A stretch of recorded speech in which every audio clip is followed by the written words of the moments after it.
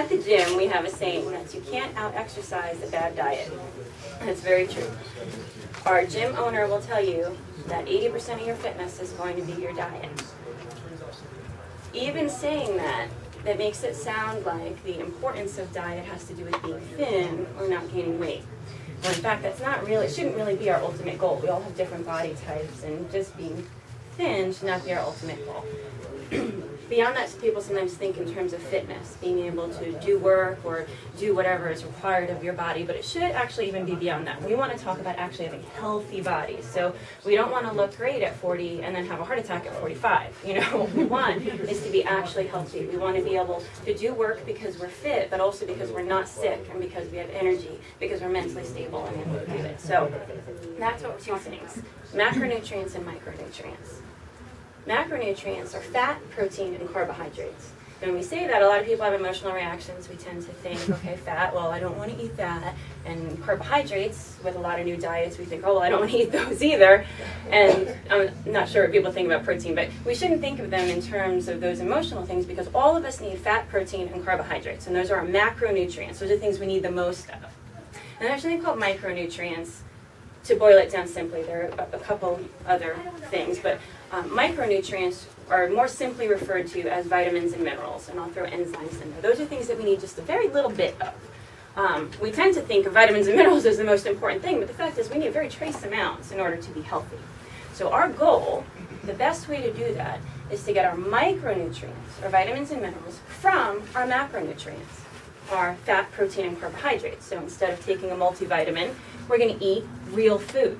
And it's going to provide us with macronutrients and micronutrients in a way that our body can use and actually accept.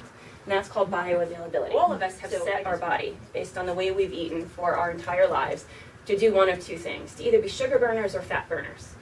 Now, our bodies are programmed, are designed to be fat burning. They're designed to, if we eat sugar, to burn it very quickly for short bursts of energy. But then for our sustained energy, our everyday living, they're designed to burn fat. But the way that we eat, the way that we in America eat nowadays, we do not do that. And so we are so sugar programmed that what happens is our body learns to only burn sugar. And so after we burn that sugar, we crave more sugar. Or if we have so much sugar that we can't burn it all because we're inactive, we send extra insulin to deal with it because we're not supposed to be processing all this sugar. And long story short, that insulin is stored as fat. So that also will affect how many carbohydrates you have. All that to say, what we will aim to do is to get us back to what we're designed to do, which is to burn fat. So if we were to open your pantry or look at your countertop where you normally cook and think about the first thing that should be changed in your kitchen, we would go over fats and oils, the things that you cook with, whether you have Crisco, Wesson, or you use butter, or you use margarine, those kinds of things.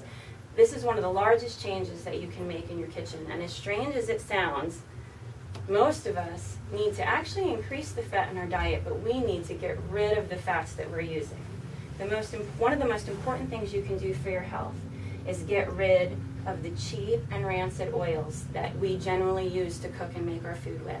So these would include what I call new vegetable oils. These are vegetable oils that were never processed or used for cooking until the beginning of a change in our agricultural process, like canola, corn, soy, and cottonseed. Now, these are also almost without a doubt genetically modified. About 90% of those crops are genetically modified. But besides that, these are very new oils that our bodies are not used to processing.